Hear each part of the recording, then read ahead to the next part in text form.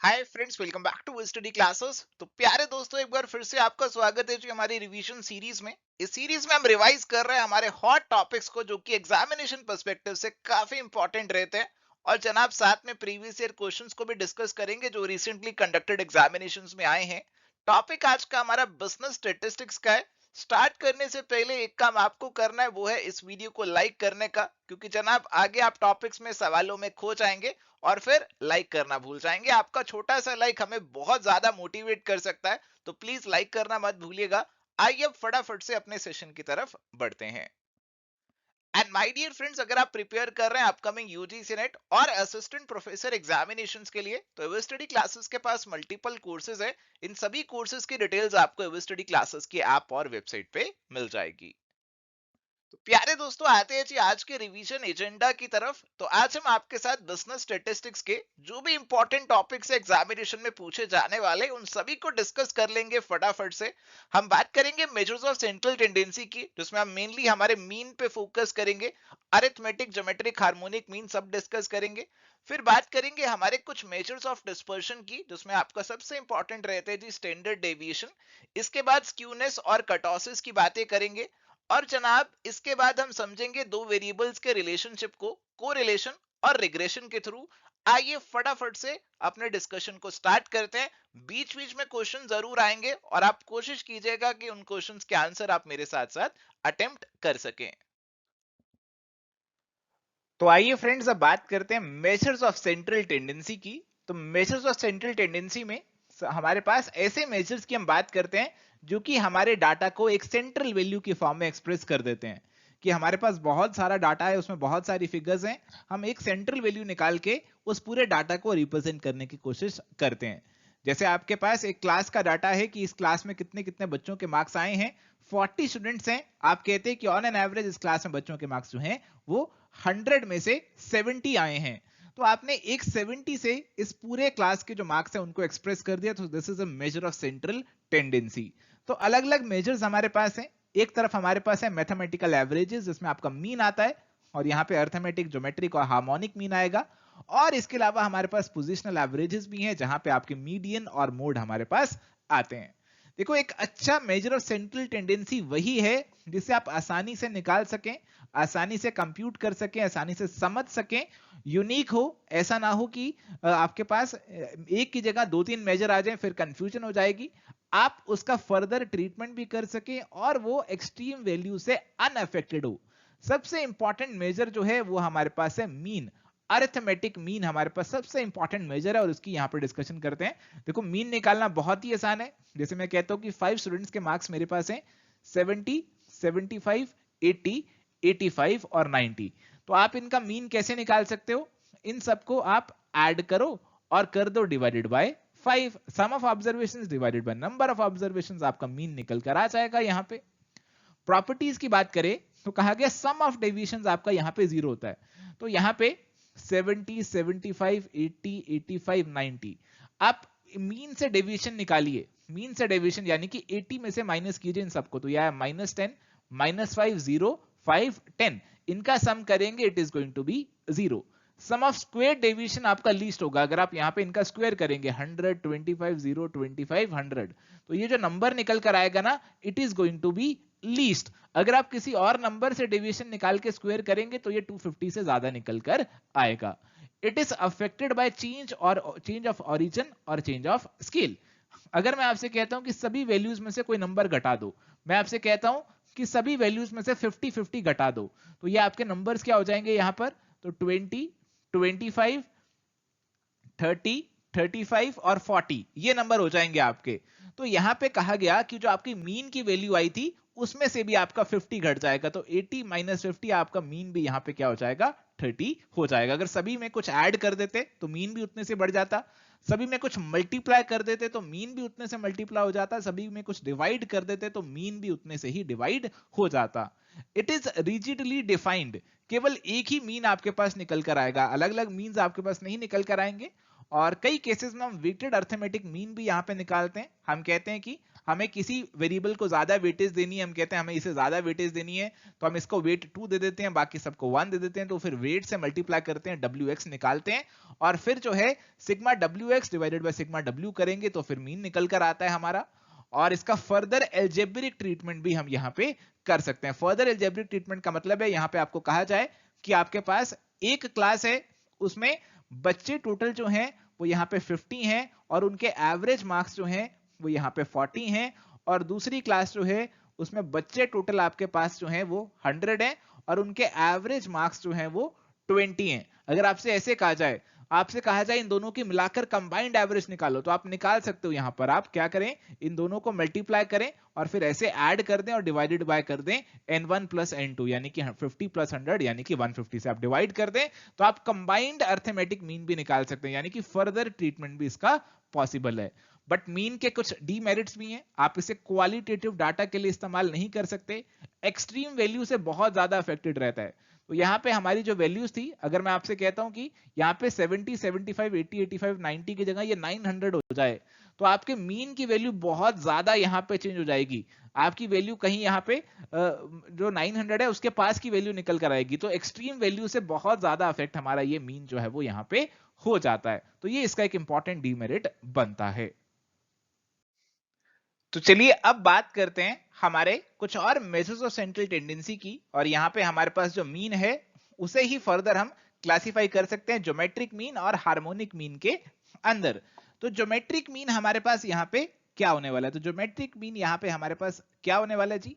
सो geometric mean की value आप ऐसे निकालते हैं, जितने भी नंबर्स हैं उनको मल्टीप्लाई करो और उनकी nth पावर लगा दो। 10 नंबर है तो 10 को मल्टीप्लाई करो और लिख दो पावर 1/10, ऐसे आपका ज्योमेट्रिक मीन आ जाएगा। 2 नंबर है 4 और 9, इनको मल्टीप्लाई करो और पावर लिख दो 1/2, तो आपका ज्योमेट्रिक मीन आ जाएगा।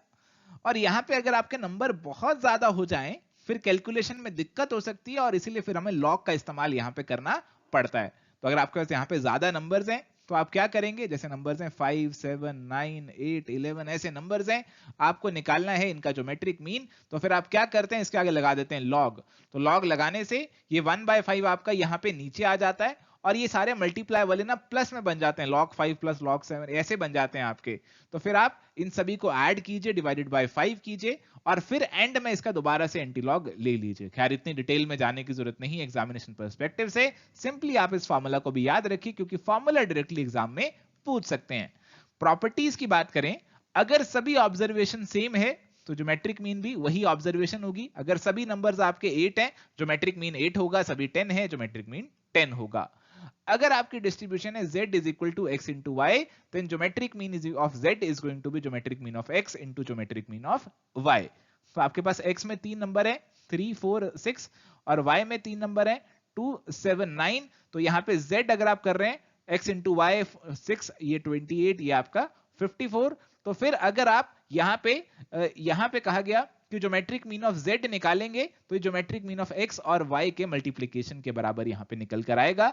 ऐसे डिवाइड करेंगे तो भी ये रूल आपका ट्रू ही रहेगा।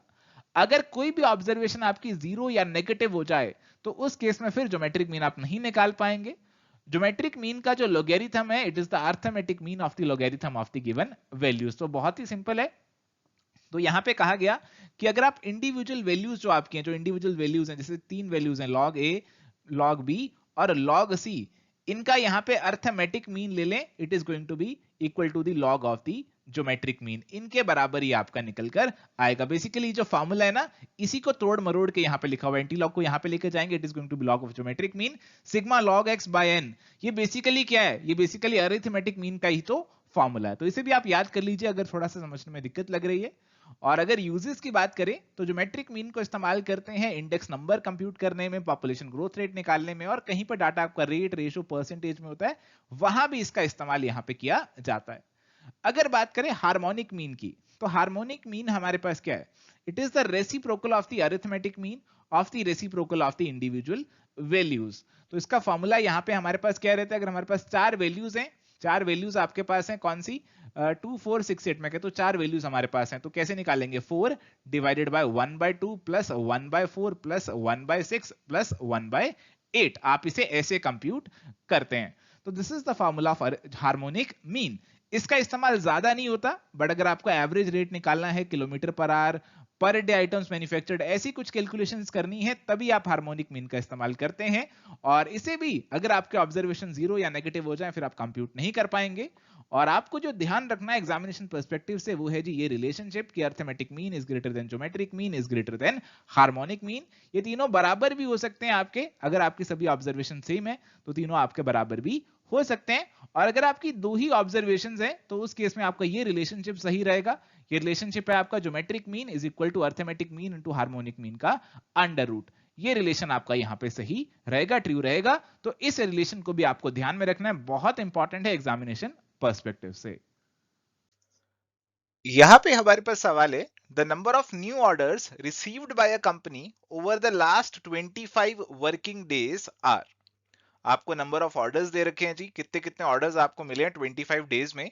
आपको निकालना है average orders received during these 25 working days. तो एवरेज आपको कितने ऑर्डर्स मिले वो आपको बताना है। तो सबसे पहले तो इनका टोटल कर लीजिए और फिर डिवाइडेड बाय 25 कर दीजिए, तो आपकी एवरेज यहाँ पे निकल कर आ जाएगी। तो टोटल अगर हम करें तो 3 + 1 4, और इसमें आप जोड़ते रहिए एक एक करके, 8 12 16 18 23 26 32 36 41 42 46 48 51 और 53 57 62 66 68 71 और 74 75। तो टोटल हो गया हमारा 75, और टोटल आपके डेज हैं यहाँ पे 25। तो आप डिवाइड करेंगे तो आपको निकल कर आ गया जी, आपका एवरेज निकल कर आया 3 ऑर्डर्स पर डे का। So correct answer is going to be option number 2। चलिए, तो यहाँ पे आपके पास सवाल है, what is the harmonic mean of two numbers whose arithmetic mean and geometric mean are 30 and 24 respectively। तो जनाब आपको इंपिरिकल रिलेशन तो पता होगा, एम जीएम और एचएम का। ये रिलेशन आपका कहता है कि जीएम का square is equal to AM into HM. तो यहाँ पे वैल्यूज पुट करते हैं और अपना हार्मोनिक मीन निकालते हैं। तो ज्योमेट्रिक मीन हमें दे रखा है 24, तो 24 का square is equal to arithmetic mean जो कि 30 है इंटू हार्मोनिक मीन। तो 24 का स्क्वायर अगर आप करेंगे तो प्यारे दोस्तों ये आपका 576 निकलेगा, divided by 30 is equal to harmonic mean. और जनाब अगर आप इसको सॉल्व करेंगे तो ये आपका कितना बनेगा, ये आपका 19.2 बनेगा harmonic mean. So correct answer is going to be option number 3। तो चलिए अब आइए बात करते हैं मेजर्स ऑफ डिस्पर्शन की। तो मेजर्स ऑफ डिस्पर्शन का मतलब है कि हमारा जो डाटा है वो कितना फैला हुआ है, how data is spread about an average value, यानी कि हमारे मीन मीडियन मोड के अराउंड कैसे कैसे डाटा हमारा फैला हुआ है। तो डाटा की फैलावट यहाँ पे देख रहे हैं, उसका स्प्रेड यहाँ पे देख रहे हैं। और एक अच्छा मेजर ऑफ डिस्पर्शन हमें अपनी एवरेज की रिलायबिलिटी बताएगा। अगर डिस्पर्शन बहुत ज्यादा है तो इसका मतलब है कि हमारी एवरेज कोई ज्यादा रिलायबल मेजर नहीं है, बट अगर डिस्पर्शन कम है तो हम कहेंगे कि हमारा डाटा जो है वो एवरेज के आसपास ही फैला हुआ है। हम अपनी दो या दो से ज्यादा डिस्ट्रीब्यूशंस को कंपेयर कर सकते हैं, उनकी डिस्पर्शन निकालकर, वेरिएंस निकालकर। और इसके अलावा हमें कुछ और स्टैटिस्टिकल मेजर्स निकालने हैं, जैसे कोरिलेशन निकालना है, रिग्रेशन निकालना है। तो उसके लिए भी हमारे जो मेजर्स ऑफ डिस्पर्शन है, खास करके आपका वेरिएंस, स्टैंडर्ड डेविएशन, वो आपकी मदद यहाँ पे करते हैं। और यहाँ पे हमारा जो अच्छा मेजर है डिस्पर्शन का, उसे आप आसानी से कैलकुलेट कर पाएंगे, आसानी से समझ पाएंगे, रिजिडली डिफाइंड होगा, सभी ऑब्जर्वेशंस पे बेस्ड होगा। आप फर्दर ट्रीटमेंट भी उसका करना चाहे तो कर पाएंगे, और एक्सट्रीम ऑब्जर्वेशन से ज्यादा अफेक्टेड नहीं होना चाहिए। अब हमारे पास एब्सोल्यूट और रिलेटिव मेजर्स ऑफ डिस्पर्शन है। तो एब्सोल्यूट मेजर्स ऑफ डिस्पर्शन की अगर हम बात करें तो ये हमारे पास है range, quartile deviation, mean deviation और स्टैंडर्ड डेविएशन। अगर हम बात करते हैं रिलेटिव मेजर्स की तो हमारे पास आते हैं coefficient of range, coefficient of quartile deviation, coefficient of mean deviation and coefficient of variation. तो सबसे पहले अगर हम बात करते हैं रेंज की, तो रेंज तो बहुत ही आसान है। अगर आपको डाटा सेट दे रखा है 2 4 6 8 10, इसकी रेंज निकालनी है तो सबसे छोटी और सबसे बड़ी वैल्यू का डिफरेंस ले लो, 10 - 2 आपकी यहाँ पे रेंज हो जाएगी। कॉफिशिएंट ऑफ रेंज निकालना है तो 10 - 2 डिवाइडेड बाय 10 + 2, यानी कि 8/12 आपका कॉफिशिएंट ऑफ रेंज हो जाएगा। इसकी प्रॉपर्टीज की बात करें तो इनकी फ्रीक्वेंसी कोई भी हो, चाहे 2 कितनी मर्जी बार रिपीट हो, 10 कितनी मर्जी बार रिपीट हो, उससे कोई फर्क नहीं पड़ता। ओरिजिन में चेंज हो कोई फर्क नहीं पड़ता, यानी कि सभी नंबर्स में कुछ प्लस माइनस किया तो रेंज में कोई चेंज नहीं आएगा। बट सभी नंबर्स में कुछ मल्टीप्लाई या डिवाइड किया तो रेंज में भी आपका उतना ही बदलाव आपको देखने को मिलेगा। तो यहाँ पे नई चीज है as compare to measure of central tendency. Demerits इसके ये हैं कि सभी ऑब्जर्वेशन पे बेस्ड नहीं है, केवल सबसे बड़ी और सबसे छोटी को देख रहा है और इसीलिए एक्सट्रीम ऑब्जर्वेशन से ये अफेक्टेड है। फर्दर ट्रीटमेंट इसका नहीं कर सकते और अगर आपके डिस्ट्रीब्यूशन के ओपन एंड्स है वहां पे आप इसे कंप्यूट ही नहीं कर पाएंगे। तो इससे अगला मेजर ऑफ डिस्पर्शन हमारे पास है क्वार्टाइल डेविएशन या फिर सेमी इंटर क्वार्टाइल रेंज। तो आप इसमें Q3 minus Q1 divided by 2 कर देते हैं। अगर आपको निकालना है रिलेटिव मेजर यानी कि आप निकाल रहे हैं कोफिशिएंट ऑफ क्वार्टाइल डेविएशन तो फिर आप Q3 minus Q1 divided bye Q3 plus Q1 कर लीजिए। क्वार्टाइल डेविएशन के फायदे ये हैं क्योंकि एक्सट्रीम वैल्यू से ये इंडिपेंडेंट हो जाता है, क्योंकि ये एक्सट्रीम वैल्यूज को नहीं देख रहा। Q3 आपकी 75% वैल्यूज हैं और Q1 आपकी 25% वैल्यूज हैं, उन्हीं को देख रहे हैं, एक्सट्रीम वैल्यू को नहीं देख रहे। ओपन एंडेड डिस्ट्रीब्यूशन के लिए बेहतर हो जाता है। और यहां पे भी अगर आप ओरिजिन चेंज कर रहे हैं, प्लस माइनस कर रहे हैं सभी ऑब्जर्वेशंस पे, तो इस पे कोई चेंज नहीं आएगा, बट अगर मल्टीप्लाई डिवाइड कर रहे हैं तो इसमें भी उतना ही बदलाव आ जाएगा। अगर आपकी डिस्ट्रीब्यूशन पूरी सिमेट्रिकल है, बिल्कुल प्यारी सी डिस्ट्रीब्यूशन है, ऐसी बिल्कुल सिमेट्रिकल डिस्ट्रीब्यूशन है, तो उस केस में तो आपका ये रिलेशन ट्रू रहेगा, Q3 minus median is equal to median minus Q1। तो मीडियन यहां पे होगा, Q1 यहां पे, Q3 यहां पे, तो ये गैप यहां पे हमारा बराबर आने वाला है। साथ ही Q2 यानी कि median is equal to Q1 plus Q3 divided by T2। अगर आपकी पॉजिटिवली स्क्यूड डिस्ट्रीब्यूशन है तो फिर उस केस में आपका ये रिलेशन रहेगा कि Q3 माइनस मीडियन आपका मीडियन माइनस Q1 से ज्यादा होगा। अगर नेगेटिवली स्क्यूड है तो उल्टा हो जाएगा, Q3 माइनस मीडियन आपका मीडियन माइनस Q1 से कम रहेगा। अगर डीमेरिट्स की बात करें तो केवल मिडिल पार्ट पे बेस्ड है, केवल ये हमारा जो 25 से 75% वाला पार्ट है उस पे बेस्ड है। फर्दर ट्रीटमेंट हम इसका नहीं कर सकते। तो चलिए अब आते हैं हमारे अगले मेजर ऑफ डिस्पर्शन की तरफ, जो कि हमारा है मीन डेविएशन। तो mean deviation is basically the arithmetic mean of the absolute deviation of the observations from the central value. तो जैसे मैं कहता हूं हमारी यहाँ पे कुछ ऑब्जर्वेशन है 4, 6, 8, 10, ये हमारी यहाँ पे ऑब्जर्वेशन है, इनका मीन आप निकालेंगे, mean is going to be 7। आप सब में से मीन माइनस कर दीजिए, it is going to be this particular value, और इनकी आप माइनस के साइन को इग्नोर कर दीजिए। आपको कहा है कि आप एब्सोल्यूट डेविएशंस यहां पे लीजिए, साइन को इग्नोर कीजिए, फिर आप इन्हें ऐड करेंगे, so this would come out to 8।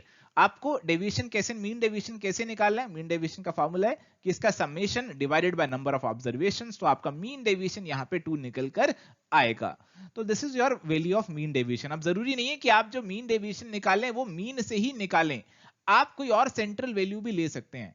आप मीन की बजाय 7 की बजाय आप इसके मीडियन से भी माइनस कर सकते हैं, मीडियन भी यहां पे 7 ही खैर आएगा आपका, और आप मोड से भी माइनस कर सकते हैं, मोड यहां पे नहीं है, बट आप नॉर्मल जो भी डाटा सेट आपके पास है, आप चाहे मीन से माइनस कीजिए, चाहे मोड से, चाहे मीडियन से, फिर उनके आप माइनस साइन को इग्नोर कीजिए, एब्सोल्यूट डेविएशंस लीजिए, उनका समेशन कीजिए, डिवाइड कीजिए नंबर ऑफ ऑब्जर्वेशन से, आपका मीन डेविएशन यहां पे निकल कर आएगा। और मजे की बात यह है कि आपका मीन डेविएशन मिनिमम तब आएगा अगर आप उसे मीडियन से निकाल रहे हैं, और ये प्रॉपर्टी हमने ऑलरेडी मीडियन में भी देख ली है। और बाकी मेजर्स ऑफ डिस्पर्शन की तरह it is independent of the change of origin, plus minus से कोई फर्क नहीं पड़ता, बट अगर आप मल्टीप्लाई डिवाइड करेंगे, चेंज ऑफ स्केल करेंगे, तो मीन डेविएशन में भी उतना ही बदलाव आपको देखने को मिलेगा। इसके मेरिट्स की बात करें तो सभी ऑब्जर्वेशंस पे आपका ये बेस्ड है, एक्सट्रीम ऑब्जर्वेशन से कम अफेक्टेड है, आसानी से समझ सकते हैं, आसानी से कंप्यूट कर सकते हैं, बट इसके कुछ डीमेरिट्स भी हैं। हमने यहां पे माइनस के साइन को इग्नोर कर दिया, इग्नोर करना बुरी बात है और ये इसका एक डीमेरिट बन जाएगा, और इसीलिए हमेशा एक्यूरेट रिजल्ट नहीं देगा। फर्दर ट्रीटमेंट हम इसका कुछ नहीं कर सकते। तो अब आ जाते हैं जी हमारे सबसे इंपॉर्टेंट मेजर ऑफ डिस्पर्शन पे, जो कि हमारा है जी वेरिएंस। वेरिएंस का क्या मतलब है?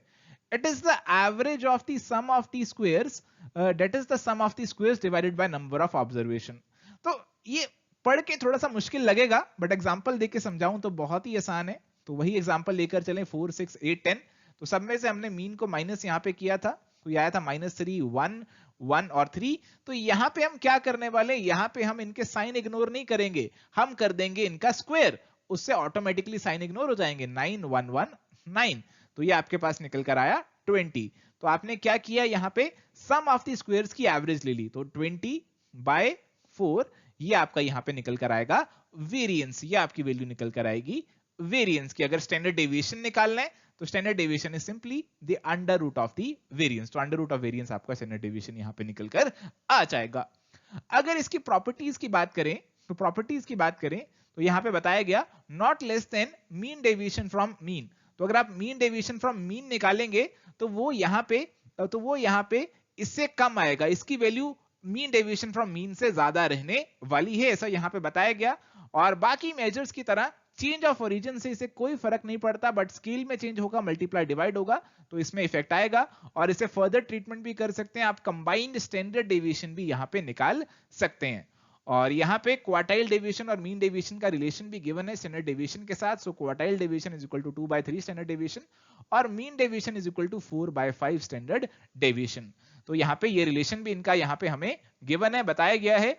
और कॉफिशिएंट ऑफ वेरिएशन देखो, अगर आपको अलग अलग डाटा को कंपेयर करना है जिनका अलग मीन है, अलग स्टैंडर्ड डेविएशन है, तो आप उस केस में कॉफिशिएंट ऑफ वेरिएंस का इस्तेमाल कर सकते हैं। इसमें standard deviation by mean into 100 आप कीजिए तो आपका कॉफिशिएंट ऑफ वेरिएंस निकल कर आ जाएगा। और यहाँ पे स्टैंडर्ड डेविएशन जो है वो आपका बेस्ट मेजर है, बट इसे कैलकुलेशन करने में थोड़ी दिक्कत आपको रहती है। ज्यादा वेट देता है एक्सट्रीम आइटम्स को, क्योंकि उनके स्क्वायर और भी ज्यादा बढ़ जाते हैं। और यहां पे कहा गया it can not be used to compare the dispersions of the distribution expressed in different units. अगर आपके डिस्ट्रीब्यूशन के अलग अलग यूनिट्स हैं वहां पे आप उन्हें कंपेयर नहीं कर पाएंगे। कंपेयर करने के लिए फिर आपको निकालना होगा coefficient of variation. Which of the following is a measure of relative risk and is calculated by dividing the standard deviation by its expected value? Standard deviation divided by expected value जो कि आपकी mean हो गई, तो ये basically आपका क्या निकल कर आता है, that is coefficient of variation. तो आपका ऑप्शन नंबर 2 जो है ना वो आंसर यहाँ पे सीधा सीधा बन जाएगा। Which of the following are the methods of dispersion? Dispersion के कौन से मेथड्स हैं वो आपसे यहाँ पे पूछा जा रहा है। Median, mean, mean deviation, standard deviation और रेंज। अब जो मीडियन और मीन आपको दे रखे हैं, they are the measures of central tendency. ये आपके सेंट्रल टेंडेंसी के मेजर्स हैं। जो आपका मीन डेविएशन, स्टैंडर्ड डेविएशन और जो आपका रेंज है, ये आपके डिस्पर्शन के मेजर हैं। इसके अंदर क्वार्टाइल डेविएशन भी कई बार इंक्लूड हो जाता है। तो ये आपके डिस्पर्शन से जुड़े हुए हैं। ये आपको बताते हैं कि आपके डाटा का जो सेंट्रल वैल्यू है वो बाकी वैल्यू से कितना दूर है, कितना डिस्पर्स्ड है। तो करेक्ट आंसर में यहाँ पे हमारे पास सी, डी और ई आएंगे, यानी कि ऑप्शन नंबर 4 आंसर यहाँ पे हमारा बनेगा।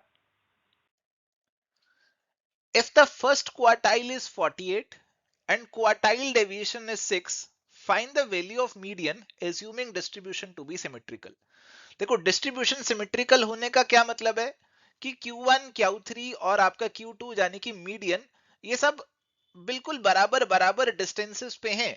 Q2 बिल्कुल बीच में लाई करता है Q1 और Q3 के, यानी कि अगर आपको Q2 या मीडियन निकालना है तो आप Q1 और Q3 का एवरेज कर लो तो आपका मीडियन, आपका जो मीडियन है निकल आएगा। अब फर्स्ट क्वार्टाइल तो हमें पता है 48 है, क्वार्टाइल डेविएशन दे रखा है हमें 6 का। Quartile deviation is Q3 minus Q1 divided by 2 is equal to 6। तो Q3 माइनस Q1 हमारा 48 है और ये हो गया 12। तो Q3 हमारा कितना हो गया जी, Q3 हो गया 60। तो Q3 60 हो गया। अब 48 और 60 का एवरेज आप कर दीजिए तो मीडियन या Q2 आ जाएगा, which is going to be your 54। So correct answer would be option number 3। चलिए, तो यहां पे प्यारे दोस्तों सवाल है, which of the following statements are correct with regard to mathematical properties of standard deviation. तो स्टैंडर्ड डेविएशन के बारे में कुछ स्टेटमेंट्स दे रखी हैं। Standard deviation is independent of change of origin and change of scale. देखो जी, अगर आप ओरिजिन चेंज कर रहे हो, कुछ प्लस माइनस कर रहे हो सभी में, तो स्टैंडर्ड डेविएशन पे कोई इफेक्ट नहीं पड़ता है। बट अगर आप कुछ मल्टीप्लाई डिवाइड कर रहे हो तो फर्क पड़ जाता है। तो पहला स्टेटमेंट यहां पे हो जाता है फॉल्स, गलत हो जाता है। Second, standard deviation is independent of change of origin but not of scale, ये वाला तो सही है। Standard deviation of first n natural number, इसका फॉर्मूला है n square minus 1 divided by 12 का अंडर रूट, जो कि बिल्कुल सही है। ऑप्शन पॉइंट नंबर सी बिल्कुल सही है। Standard deviation of first n natural number is n square minus 1 by 6 का अंडर रूट, नहीं, ये तो गलत है क्योंकि सी वाला सही है। For a moderately skewed distribution, standard deviation is equal to 0.8 of the mean deviation. देखो जी, अगर आपकी डिस्ट्रीब्यूशन स्क्यूड है तो ये स्टैंडर्ड डेविएशन और मीन डेविएशन का रिलेशन यहाँ पे काम नहीं करता है। ये जो रिलेशन आपको दे रखा है ये बेसिकली आपकी सिमेट्रिकल या फिर नॉर्मल डिस्ट्रीब्यूशन में काम करता है, और इसीलिए ई वाला पॉइंट भी यहाँ पे गलत हो जाएगा। करेक्ट हमारे पास बी और सी ही बचते हैं, और इसीलिए करेक्ट आंसर ऑप्शन नंबर 1 का यहाँ पे बनेगा। तो चलिए अब बात करते हैं स्क्यूनेस की। तो स्क्यूनेस बहुत बार हमने आपके साथ ऑलरेडी इस्तेमाल कर लिया है। देखो स्क्यूनेस का मतलब होता है लैक ऑफ सिमेट्री, आपके डाटा में सिमेट्री नहीं है। अगर तो आपका कर्व बिल्कुल ऐसा सिंपल सा बन रहा है तो हम कहेंगे सिमेट्रिकल है, बट अगर आपका कर्व एक तरफ को झुका हुआ है तो हम कहेंगे ये पॉजिटिव या फिर नेगेटिव स्क्यूड है। तो ऐसा पॉजिटिव होता है और ऐसा नेगेटिवली स्क्यूड कर्व आपको देखने को मिलेगा। और जितना ज्यादा मीन आपका मोड से दूर रहता है उतनी ज्यादा हमारी होती है स्क्यूनेस। तो मीन माइनस मोड हमारे पास स्क्यूनेस का मेजर है। और अगर आपको निकालना है Karl Pearson coefficient of skewness तो यहां पे mean minus mode by standard deviation कर दीजिए, या फिर मीन माइनस मोड को याद है ना इंपिरिकल रिलेशन, इसको 3 mean minus median bye standard deviation कर दीजिए।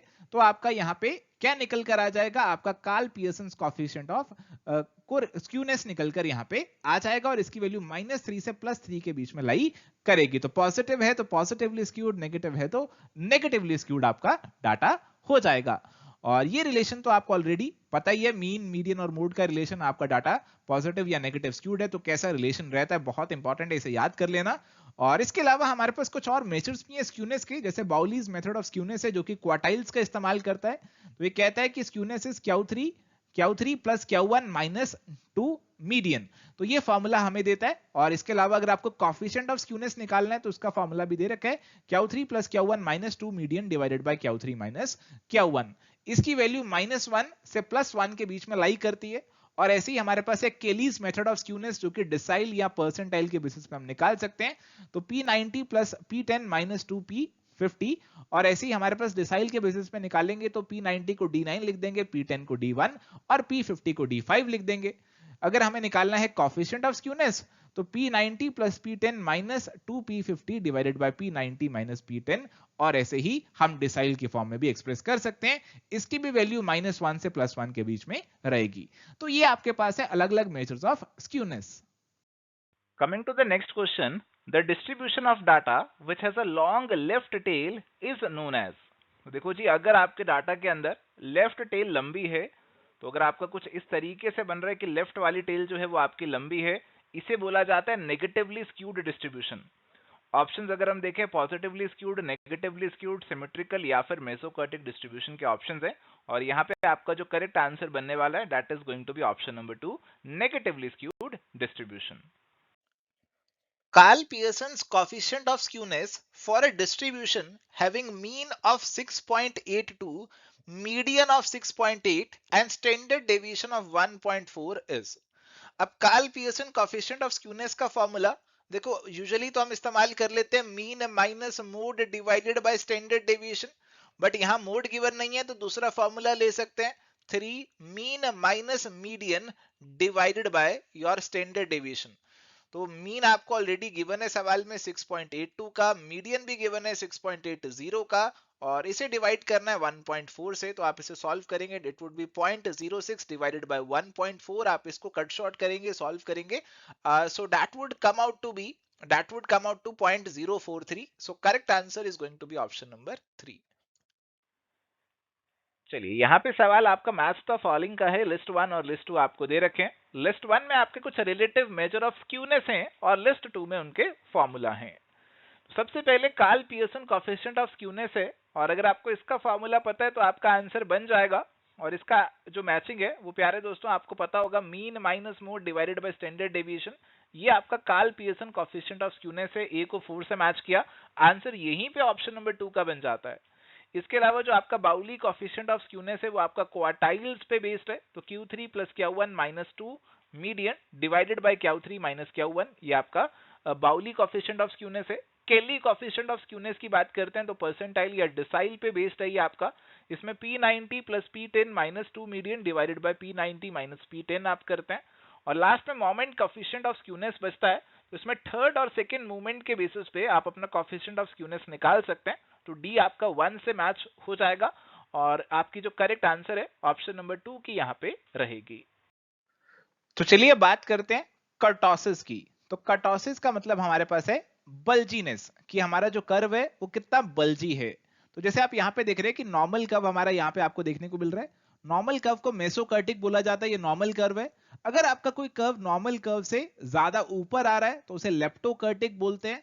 अगर आपका कोई कर्व नॉर्मल कर्व से नीचे जा रहा है, वो थोड़ा सा फ्लैट है, तो हम उसे प्लेटिकर्टिक बोलते हैं। प्लेट्यू की तरह आपका ये कर्व आपको देखने को मिलेगा। तो ये तीन तरह के कर्व्स आपको देखने को मिलते हैं कर्टोसिस के अंदर। और कर्टोसिस को अगर आपको मेजर करना है तो फिर हमें मोमेंट्स की सहायता लेनी पड़ती है। तो मोमेंट्स आपके कुछ स्टेटिस्टिकल पैरामीटर्स है डिस्ट्रीब्यूशन को मापने के लिए। और यहाँ पे हमारा जो थर्ड मूवमेंट है वो हमें स्क्यूनेस के बारे में बताता है, और फोर्थ मूवमेंट हमें कर्टोसिस के बारे में बताता है। और इनका इस्तेमाल करके हमारे पास कार्ल पियर्सन के बीटा और गामा कोफिशिएंट निकल कर आते हैं स्क्यूनेस और कर्टोसिस के। तो बीटा कोफिशिएंट की बात करें तो बीटा 1 हमारा स्क्यूनेस का मेजर है। तो ये कैसे निकालेंगे? थर्ड मूवमेंट का square divided by second movement का क्यूब। अब आपने निकालनी है स्क्यूनेस, तो अगर आप स्क्वायर कर रहे हैं तो आपको पॉजिटिव या नेगेटिव का पता नहीं लग पाएगा। तो इसीलिए हम कर देते हैं यहां पे इसका अंडर रूट करके हमें पॉजिटिव नेगेटिव का पता चल पाएगा। और हम इसको नाम दे देते हैं गामा 1। तो gamma 1 is a measure of skewness, और इसका साइन हमें स्क्यूनेस के बारे में बताएगा। और बीटा 2 अगर हम निकालेंगे fourth movement divided by second movement का स्क्वायर, तो ये हमारे पास जो है कर्टोसिस का मेजर होगा। बट यहां पे इसकी जो वैल्यू है अगर 3 होगी, it means it is a mesokurtic. और इसीलिए इसको स्टैंडर्डाइज्ड बनाने के लिए हमें जीरो को बनाना है कि हमारा जो जीरो है वो हमारे नॉर्मल कर्व को डिनोट करे, मेसोकर्टिक को डिनोट करे। इसीलिए हम इसमें गामा 2 निकालते समय 3 माइनस कर देते हैं। तो these are the measures of skewness and kurtosis. बहुत ज्यादा डिटेल में नहीं जाना, फॉर्मूलाज को याद रखने की कोशिश कीजिए। चलिए तो प्यारे दोस्तों, अभी अगला सवाल है, मैच करना है लिस्ट 1 और लिस्ट 2 को। और लिस्ट 1 में हमारे पास कुछ शेप्स दे रखे हैं और लिस्ट 2 में दे रखी है टाइप ऑफ डिस्ट्रीब्यूशन। और यहाँ पे सबसे पहली शेप हमारी जो दे रखी है, ये हमारी जो शेप है वो स्क्यूनेस से जुड़ी हुई है। देखो, दो आपके कर्टोसिस के शेप्स हैं और दो आपके स्क्यूनेस के हैं। ए और डी वाले आपके स्क्यूनेस के हैं। ए वाला क्लियरली हमें यहाँ पे शो कर रहा है कौन सा, नेगेटिवली स्क्यूड डिस्ट्रीब्यूशन को यहाँ पे शो कर रहा है। और जो डी वाला है वो पॉजिटिवली स्क्यूड डिस्ट्रीब्यूशन को यहाँ पे शो कर रहा है। और अगर हम बी की बात करें तो ये बी जो है हमारे पास यहाँ पे एक लेप्टोकर्टिक डिस्ट्रीब्यूशन को शो कर रहा है, ये कर्टोसिस से जुड़ा हुआ है।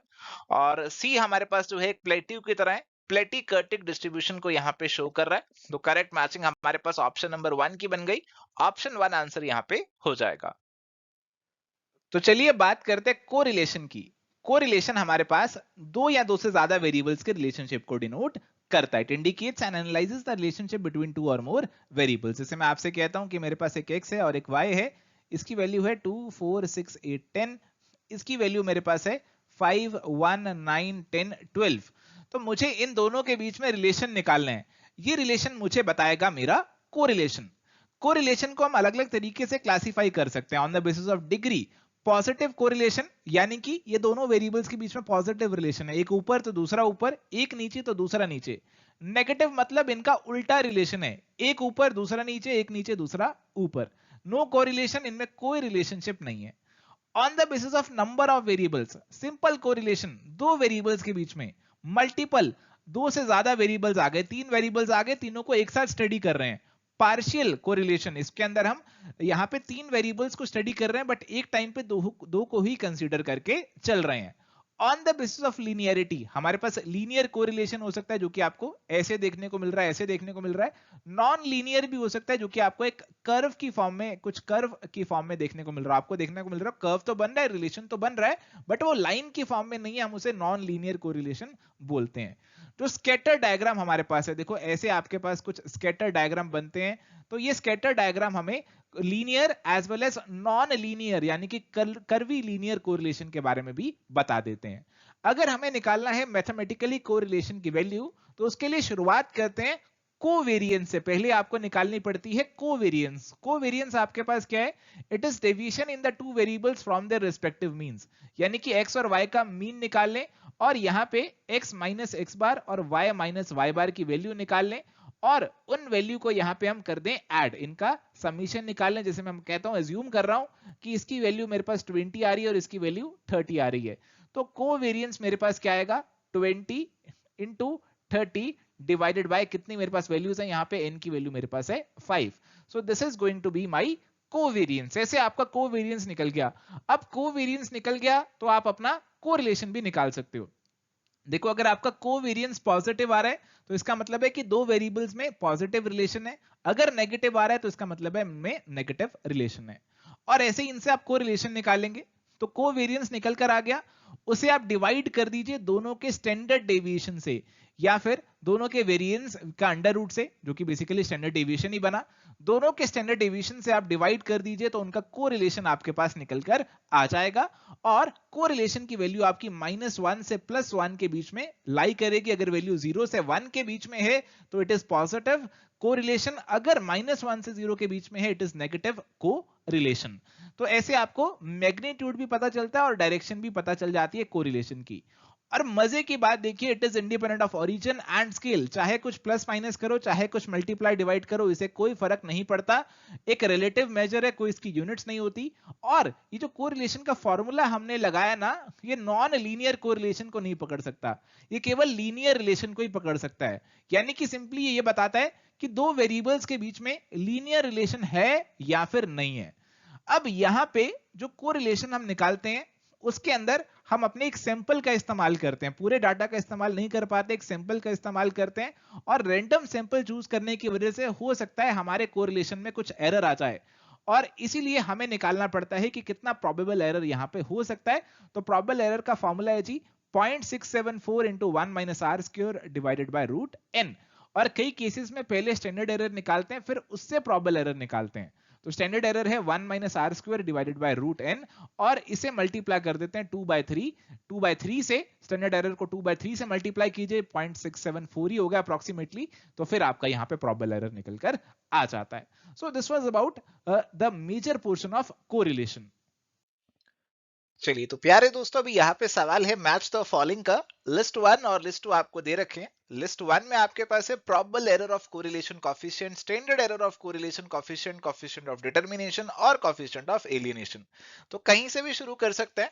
जैसे अगर हम बात करें standard error of the correlation coefficient, तो आपने जो कोरिलेशन कोफिशिएंट की वैल्यू निकाली, इसमें हो सकता है कुछ गड़बड़ हो, एरर हो, और इस चीज को डिनोट करता है आपका स्टैंडर्ड एरर, और आप इसे निकालते हैं 1 - r² divided by root n करके। अब इससे आप प्रोबेबल एरर की तरफ भी जा सकते हैं। प्रोबेबल एरर निकालने के लिए आपको इसमें 0.6745 को मल्टीप्लाई करना है, तो ये आपका 4 से मैच होगा।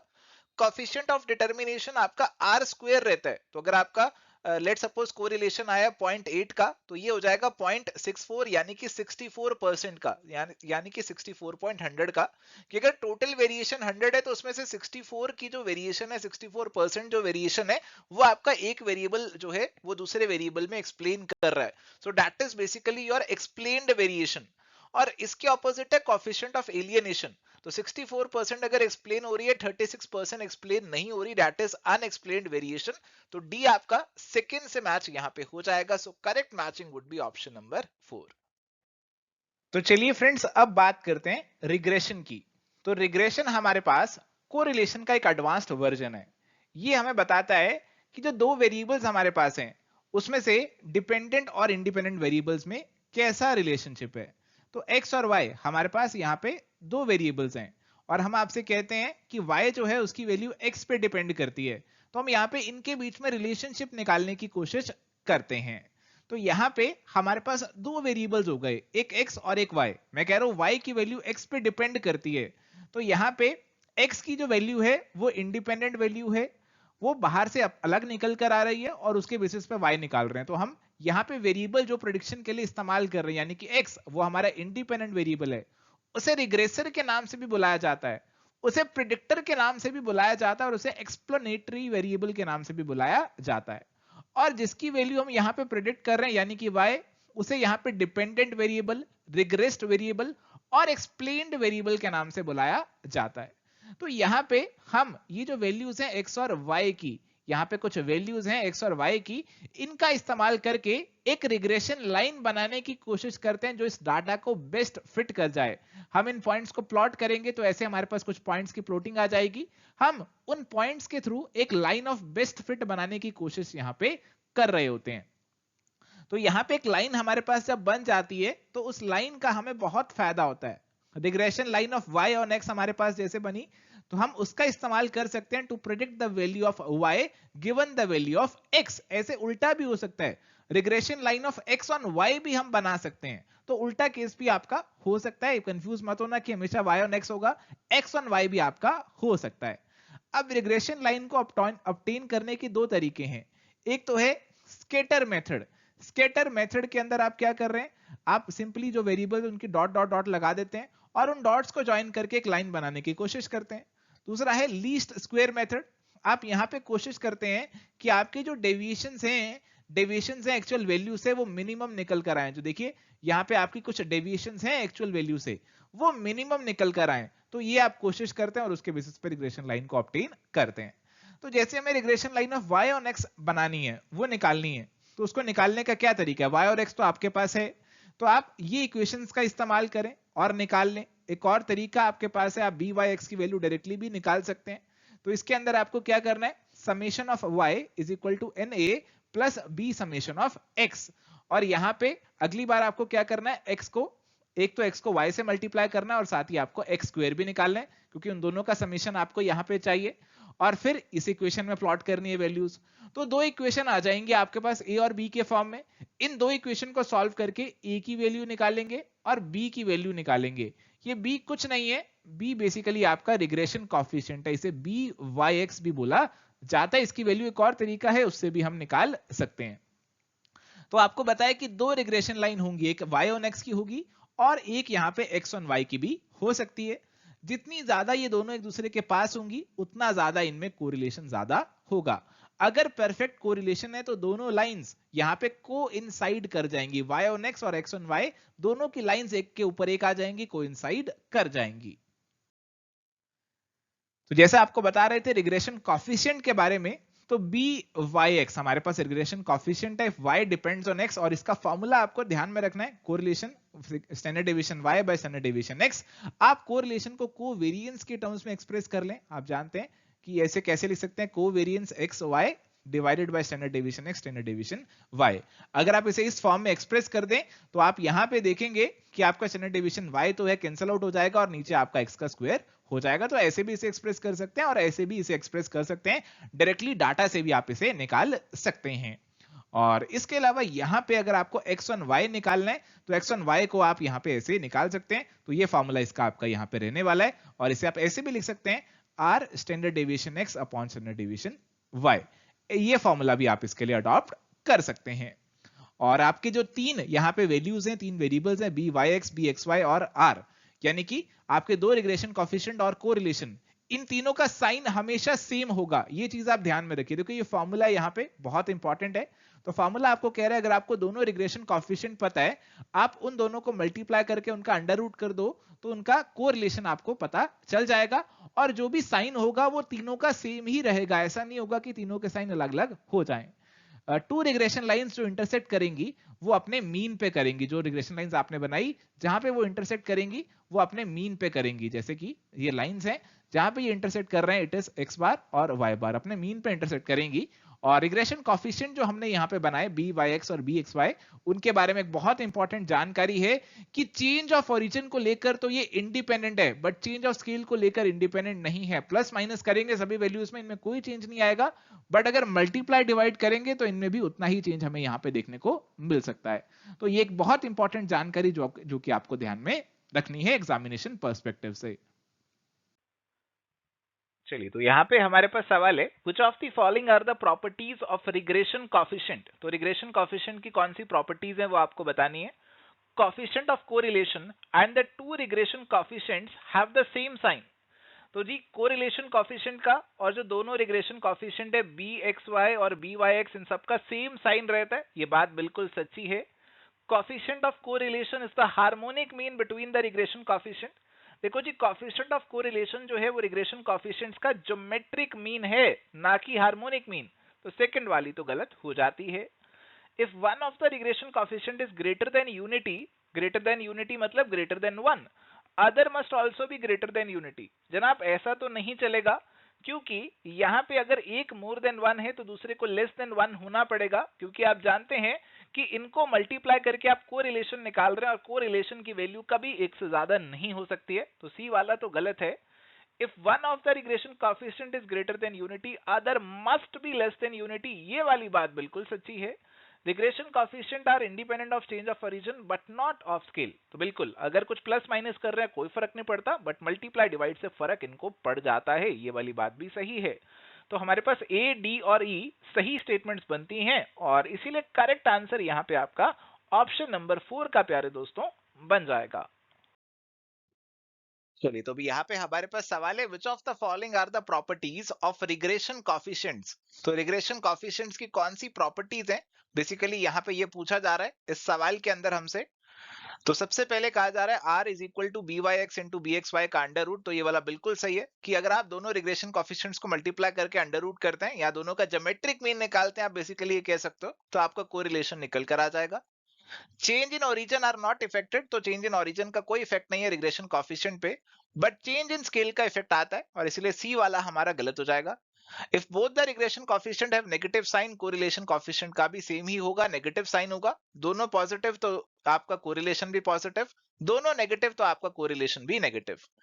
अगर आपका एक रिग्रेशन कोएफिशिएंट ग्रेटर देन 1 है, तो दूसरा आपका जो रिग्रेशन कोएफिशिएंट है वो यहाँ पे लेस देन 1 यहाँ पे होता है, तो ये भी एक प्रॉपर्टी रहती है, और इसीलिए करेक्ट आंसर आपका जो यहाँ पे बनेगा वो बनेगा जी ऑप्शन नंबर 3 का। चलिए यहाँ पे सवाल है, which of the following is incorrect. कौन सा इनकरेक्ट है वो आपको यहाँ पे बताना है। देखो ऊपर ऊपर से सवाल को देखोगे तो आपको लगेगा यार सवाल इतना छोटा सा क्यों है, कुछ मिसिंग तो नहीं है इस सवाल में। पर इस सवाल में कुछ भी मिसिंग नहीं है। देखो बी एक्स वाई और बी वाई एक्स की कुछ वैल्यूज दे रखे हैं, ये दोनों बेसिकली आपके पास क्या है, रिग्रेशन के कॉफिशिएंट है। ये जो रिग्रेशन के कॉफिशिएंट्स है ना प्यारे दोस्तों, इनकी कुछ प्रॉपर्टीज होती हैं। जैसे एक प्रॉपर्टी आपने बहुत बार पढ़ी होगी कि अगर आप बी वाई एक्स और बी एक्स वाई को मल्टीप्लाई करके इनका अंडर रूट कर दो तो आपका को रिलेशन कॉफिशिएंट निकल कर आ जाता है। ऐसी ही कुछ और भी प्रॉपर्टीज हैं। जैसे एक प्रॉपर्टी इनकी ये है कि बी वाई एक्स और बी एक्स वाई इसमें से एक की वैल्यू अगर ग्रेटर देन 1 है तो दूसरे की वैल्यू लेस देन 1 होगी। ऐसा क्यों है, क्योंकि आप अगर इन दोनों की वैल्यू मोर देन 1 कर दोगे तो इन दोनों को मल्टीप्लाई करके जो आपका आंसर निकल कर आएगा वो भी मोर देन 1 हो जाएगा। और कोरिलेशन आप जानते हैं कभी भी ग्रेटर देन 1 तो हो ही नहीं सकता, कोरिलेशन की मैक्सिमम वैल्यू 1 ही हो सकती है। एंड फॉर दिस रीजन यहाँ पे जिस ऑप्शन में बी वाई एक्स और बी एक्स वाई दोनों 1 से ज्यादा हैं वो वाली आपकी गलत हो जाएगी। पहले में दोनों 1 से कम है तो कोरिलेशन भी 1 से कम ही रहेगा, कोई दिक्कत नहीं है। सेकंड वाले में दोनों 1 से ज्यादा हैं और अगर आप इनको मल्टीप्लाई करके अंडर रूट निकालेंगे तो 1 से ज्यादा आएगा, which is not possible for correlation, और इसीलिए यही इनकरेक्ट यहाँ पे हमारा बनेगा। थर्ड में एक ज्यादा है तो दूसरा कम है, और फोर्थ में भी एक कम है दूसरा ज्यादा है, तो इसीलिए करेक्ट आंसर ऑप्शन नंबर 2 का यहाँ पे बनेगा। अगर आप यहाँ तक इस वीडियो में बने हुए हैं तो आपका बहुत बहुत शुक्रिया। उम्मीद करता हूँ आज के सेशन से आपको कुछ सीखने को जरूर मिला होगा। जाते जाते इस वीडियो को लाइक जरूर करना और चैनल को सब्सक्राइब जरूर करना ताकि आगे ऐसे और वीडियोस भी आपको मिल सके। यहाँ पे इस सेशन को एंड करते हैं, मिलेंगे नेक्स्ट सेशन में। Till then goodbye, take care, all the best.